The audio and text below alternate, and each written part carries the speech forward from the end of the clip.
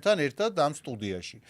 ამის შემდეგ ძალიან მალევე მირეკავენ პროკურატურიდან და მეუბნებიან 158 მუხლით აღძრული საქმით უნდა დაიკითხოთ. და შენ უკვე კარგად აღარა.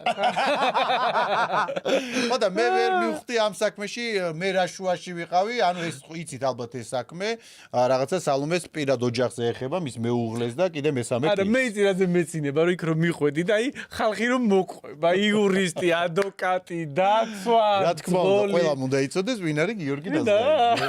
მაგრამ ამ ამბავში ის არის მთავარი, რომ საბოლოო ჯამში აღმოჩნდა, რომ მე ვიყავი მოწმის სტატუსით. დაბარებული ვარ საგამოძიებო უწყებაში სალომე გოგიაშვილისა და ლიანას დაკავშირებით, როგორც მოწმის სტატუსით, როგორც ამიხსნეს. არ ვიცი ეს ეხება თუ არა იმას, რომ სალომე გოგიაშვილი იქნება ჩვენი გადაცემის სტუმარი. მე თვითონ მეცინება ამ ყველაფერზე, თუმცა საინტერესოა რა იქნება აი ამ ფოტოზეა საუბარი. და მოწმის სტატუსით და ვერ გავიგე მოწმის სტატუსი იქ მანქანაში ხო არ იჭე.